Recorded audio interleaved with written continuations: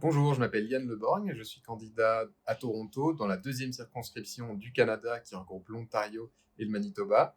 Avec mes colistiers, on est candidat pour la première fois à une élection et ce mandat de conseiller des Français de l'étranger, pour nous, ça veut dire défendre les droits de tous nos compatriotes, les représenter sans exception, c'est défendre l'intérêt général et on est impatient de s'engager pour dialoguer avec eux, aussi pour leur rendre des comptes. C'est vraiment cette transparence qui pour nous est aussi importante.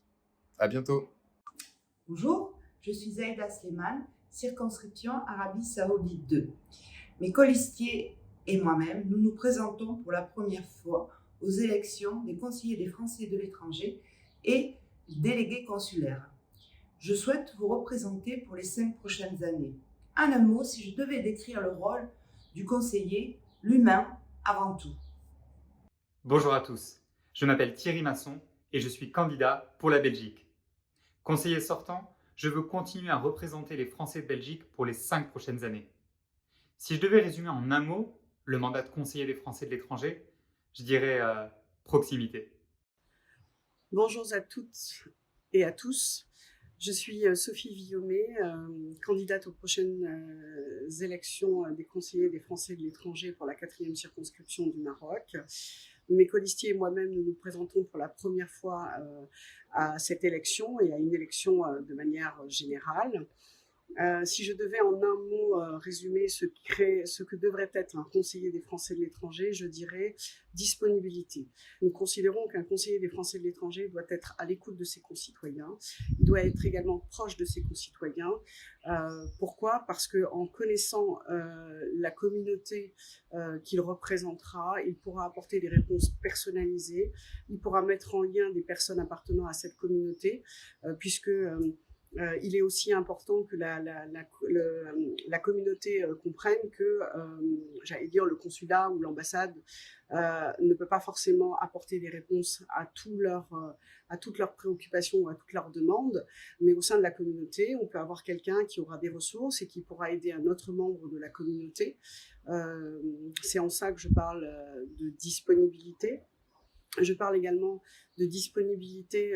Pourquoi ? Parce que le conseiller des Français de l'étranger doit également transmettre l'information.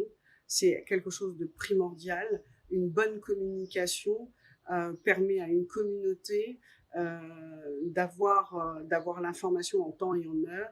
Et ça évite le clientélisme et l'entre-soi. Ça, c'est quelque chose d'extrêmement important.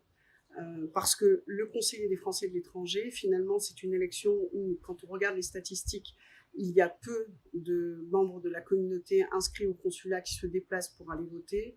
Et c'est à notre sens, c'est-à-dire à mes colistiers et à moi-même, c'est une erreur. C'est un maillon essentiel, c'est une courroie de transmission entre les membres de la communauté, entre le consulat, l'ambassade, mais également entre l'administration française, à savoir les députés, les sénateurs, les ministres, donc le gouvernement, les autres administrations telles que le CROUS, telles que la Direction générale des impôts, etc.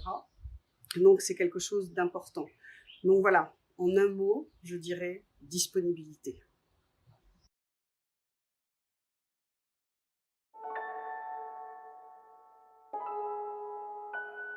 Le mandat de conseiller des Français à l'étranger auquel nous sommes candidats est relativement nouveau.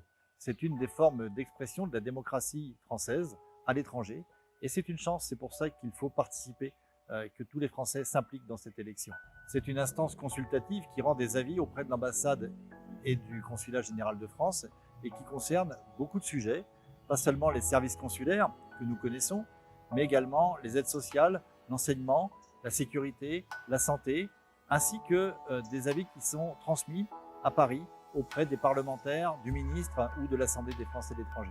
Les Français ont beaucoup de chance de pouvoir élire à l'étranger des représentants, ces conseillers des Français de l'étranger, qui font vivre la démocratie locale en portant leur parole au sein du conseil consulaire et aussi en animant la vie sociale de la communauté française à Madagascar. Un autre aspect de ce mandat est d'être attentif à l'ensemble de la communauté française dans tout le pays.